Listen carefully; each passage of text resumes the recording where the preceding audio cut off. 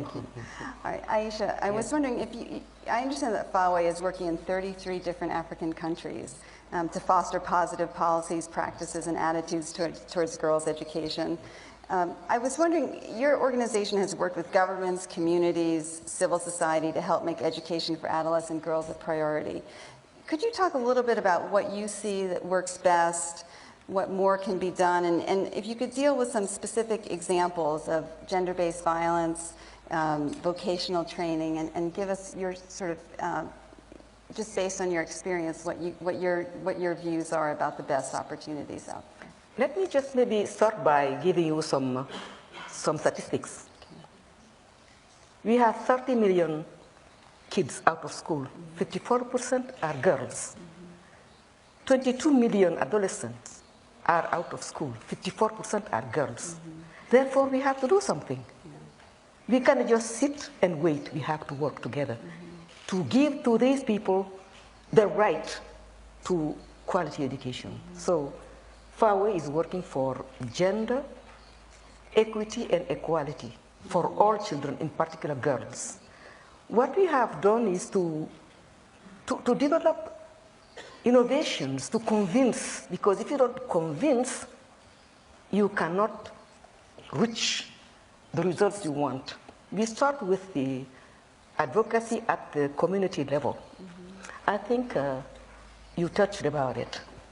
You have to convince both male and female, because these two are the ones who have to take the decisions. Are we going to take the girls or the boys to school? You have to tell them and explain to them the value of education, the benefits of educating girls. I think today we have seen it. This video has shown us everything, so I don't have to go into it. And what we have found out is today, men are supporting girls' education. And women support girls' education. They even form what we call mother clubs. And they are the ones now who are tracking the girls that are not going to school. So school attendance now is looked after by these women clubs. We have another innovation which is very important. It's empowering girls and boys. It's the Tuseme model. Tuseme means speak out. So in the school, the girls and the boys get together, they identify their problems, they analyze them, and they together find solutions to solve them. What we have found out through drama, songs, and art activities, we have found out that now girls are empowered to speak out. They are self-confident, they have negotiation skills, they have leadership skills.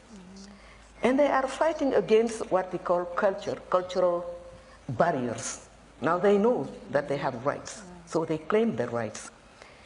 We have another innovation, is giving bursaries. I think the First Lady from Ghana just talked about it. When you give a bursary to a girl who is bright, but the parents are too poor to send them to secondary school, it makes a difference. So with Danida, we gave bursaries to more than 46,000 girls and boys. 30% were boys. You see, you cannot just discriminate boys either. You have to pull them, they have to work together.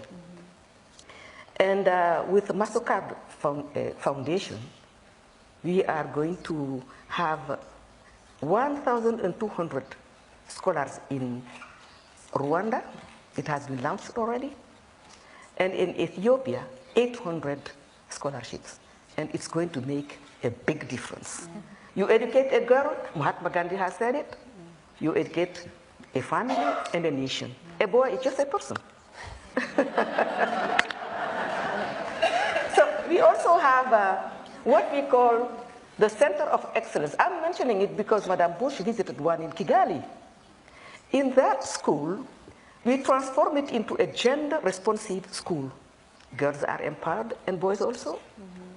Teachers are trained to be gender-aware, and now they know how to treat boys and girls equally, so that the participation of girls, even in math and science, is much better. And it's amazing how the school now has an environment which is conducive to learning. There is no gender violence at all, Wow. which is important. Technical education.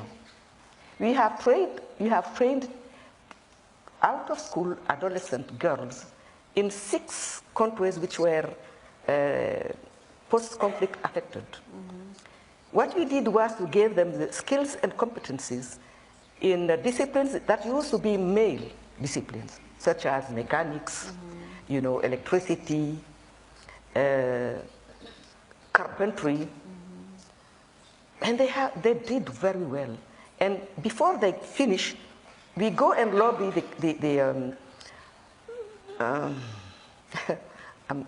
we lobby the companies to hire them when they finish their studies, and it had made a big difference. When you have confidence in a girl, she can do, I would say, even better than the boys. I'm saying that because Africa in 2011, the population was 1 billion, and 20% were youth. And the estimation is that in 2050, 50% of the population is going to be youth.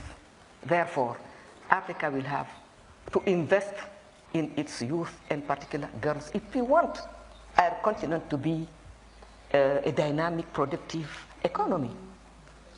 And I believe in girls' education. If we are here, it's because we were educated.